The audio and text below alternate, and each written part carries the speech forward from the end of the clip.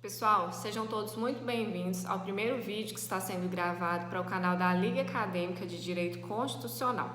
Meu nome é Núbia Bruno, sou professora de Direito da Instituição de Ensino FAVENORTE e uma das colaboradoras da Liga Acadêmica de Direito Constitucional, juntamente com os professores Wellen Ribeiro e Fábio Teles. Bem, hoje nós viemos falar aqui a respeito de um assunto muito importante, de um tema que inclusive foi sugerido por um dos seguidores lá da página do Instagram da Liga Acadêmica de Direito Constitucional.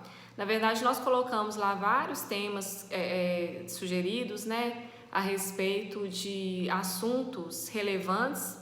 E aí, um dos temas que mais foram procurados, na verdade, foi esse tema que nós iremos abordar hoje, que é a prescrição intercorrente e como esse importante instituto jurídico vem sendo aplicado no âmbito do processo trabalhista contemporâneo, tá certo? Então, nós vamos falar hoje a respeito da prescrição intercorrente. Tomem notas, façam todas as anotações. Nós iremos falar de duas súmulas muito importantes do STF, do TST. Nós iremos falar do conceito da prescrição intercorrente.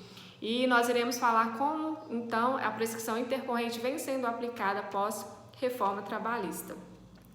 Por prescrição intercorrente, eu posso entender que é a prescrição que acontece dentro do curso do processo. Tá, professora Núbia? Acontece dentro do curso do processo. Mas e aí? Eu sempre falo, pessoal, para os nossos alunos, que antes da gente conseguir compreender um instituto jurídico, a gente tem que saber por que esse instituto jurídico ele veio nascer, ele brotou. Nada acontece por um acaso, né? Tudo existe por um motivo.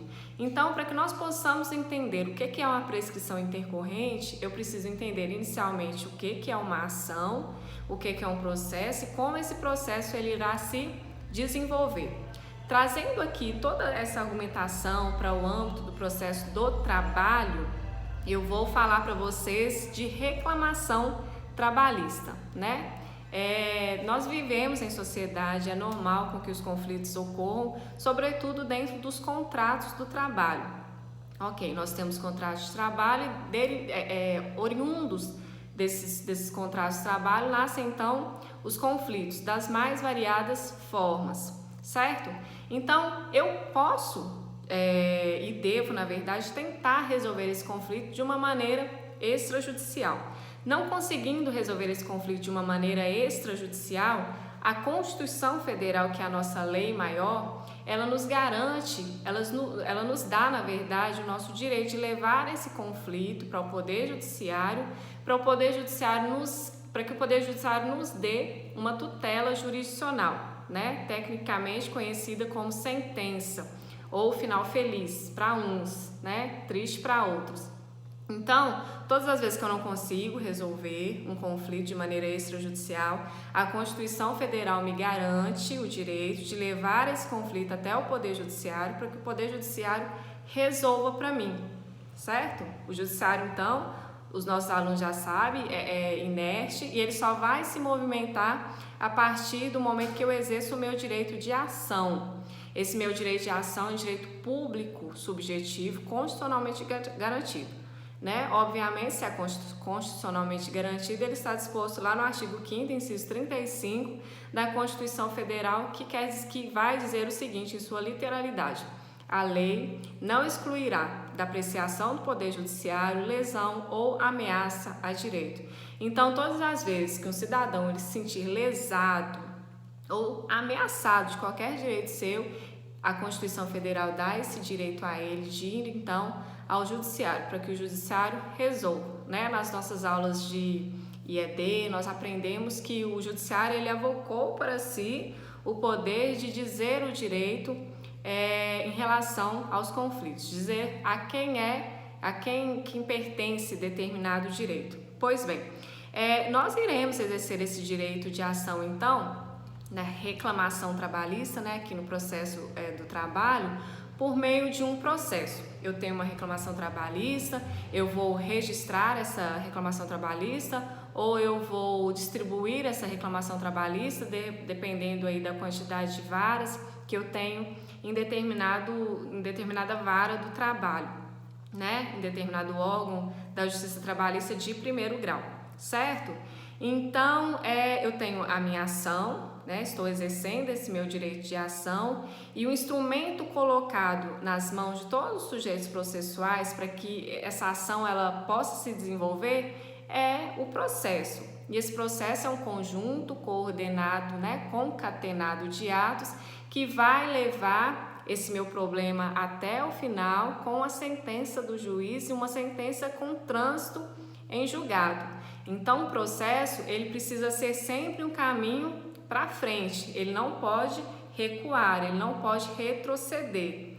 Um processo ele precisa ter um início, um meio e um fim. E é justamente por isso que para todas as partes são concedidos alguns prazos, né? Nós temos os prazos para contestação, nós temos prazos para impugnação à contestação, para audiência de instrução e julgamento, para memoriais, né? As alegações finais. Então, para todas as partes existem os prazos e esses prazos eles vão acontecer justamente para que esse processo tenha um início, um meio e um fim. Não fique aí de maneira ad eterno percorrendo na justiça, principalmente na justiça do trabalho, que nós sabemos que é uma justiça que tende a ser mais célere, mais rápida, né? Pelo menos assim deveria ser. Pois bem, no processo do trabalho nós temos dois tipos de prescrição, que é a prescrição bienal e a prescrição quinquenal. Só que ela não vai muito nos interessar, né? Na verdade, essa é a prescrição geral. Essa prescrição geral ela acontece antes do ingresso da ação. A pessoa não ingressou com a ação no prazo de 2 anos, após o término do contrato de trabalho, prescreveu o seu direito. Essa prescrição intercorrente, pessoal, é a prescrição que nasce depois, no curso, na verdade, do processo, sobretudo na fase de execução do processo, certo? A prescrição intercorrente é aquela que acontece, então, no curso do processo. E como que acontecia essa questão da prescrição intercorrente antes da reforma trabalhista? Era aplicável? Não era aplicável? Como que os tribunais conversavam, dialogavam a respeito dessa temática? Nós tínhamos duas posições, que era o posicionamento do STF, né, a nossa Corte Suprema, e a posição do TST. Então, o STF, ele entendia que era aplicável, sim, a prescrição intercorrente no curso de um processo trabalhista. Já o TST entendia que não era possível a aplicação da prescrição intercorrente na Justiça do Trabalho. Mas por que essas duas grandes discussões entre esses nossos dois grandes tribunais, que é o STF e o TST? Antes da gente falar a respeito dessas duas fundamentações que esses grandes tribunais utilizavam, eu peço para que vocês anotem as referidas súmulas. A do STF, que aceitava a aplicação da prescrição intercorrente, é a de número 327. E essa súmula dizia claramente, é aplicável a prescrição intercorrente nos processos trabalhistas. Quero que vocês anotem também a do TST, que é a de número 114. A súmula de número 114 do TST dizia que não é possível a aplicação da prescrição intercorrente no curso da execução trabalhista. Mas por que essa discussão? Qual que era o fundamento que levava os tribunais a entenderem dessa forma? Bom, o STF ele entendia que sim, era possível a aplicação da prescrição intercorrente na reforma trabalhista, uma vez que lá na fase de execução, nas próprias alegações de embargos à execução, era possível que a parte alegasse, na verdade, a prescrição intercorrente. Uma outra possibilidade também é a da Lei de Execução Fiscal, que é uma lei que é aplicada de maneira subsidiária ao processo trabalhista. Então, o STF entendia que sim, era possível, uma vez que era possível, essa alegação em sede de embargos de execução e também da Lei de Execução Fiscal, tá certo? O TST entendia que não. E por que o TST entendia que não?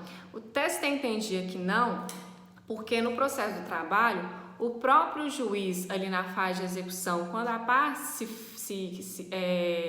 manifestava não, se omitia, né, ficava inerte, o próprio juiz de ofício, ele exercia a sua faculdade não, era um dever, na verdade, de iniciar de ofício com a fase da execução trabalhista. Então, ocorria todo o processo e na fase de execução trabalhista, depois ali da liquidação de sentença, o juiz de ofício ele dava início à fase da execução.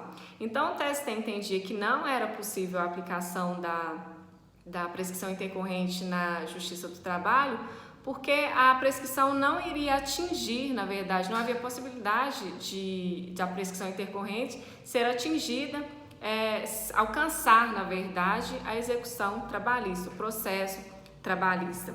Então, em alguns casos era aplicada a prescrição intercorrente no processo do trabalho, em outros casos não era aplicada a prescrição intercorrente, e aí esses nossos dois grandes tribunais viviam nesse impasse, né? Inclusive as partes viviam nesse impasse e também os advogados viviam nesse impasse. Diante dessas duas grandes discussões, veio a reforma trabalhista e inseriu no seu corpo de regras o artigo 11A, e esse artigo 11A, então, ele possibilitou sim a prescrição intercorrente na reforma trabalhista. E eu vou ler para vocês o artigo que foi inserido na CLT, e eu peço que vocês anotem o artigo 11A, que diz o seguinte: ocorre a prescrição intercorrente no processo do trabalho, e aí a CLT fala do prazo. O prazo é de 2 anos. E quando esse prazo, professora, começará a fluir? A CLT fala também em seu parágrafo 1º. A fluência do prazo prescricional intercorrente inicia-se quando o exequente deixa de cumprir determinação judicial no curso da execução. Então, a prescrição intercorrente, ela nada mais será do que uma punição para a parte que ficou inerte na fase de execução diante de determinação judicial. E um outro artigo muito importante também inserido na CLT foi o artigo 878, que proibiu que o juiz de ofício dê, na verdade, início à fase de execução, ficando a cargo das próprias partes.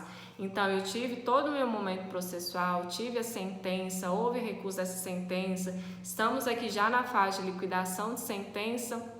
Pronto, após a fase de liquidação de sentença, quem deverá dar início à fase de execução é o próprio reclamante, né? A própria parte, ok? Então, o juiz não pode fazer isso, com uma única exceção, que é quando a parte ingressa com a reclamação trabalhista, ingressando com a ação por meio da sua capacidade postulatória, que é o princípio do jus postulante.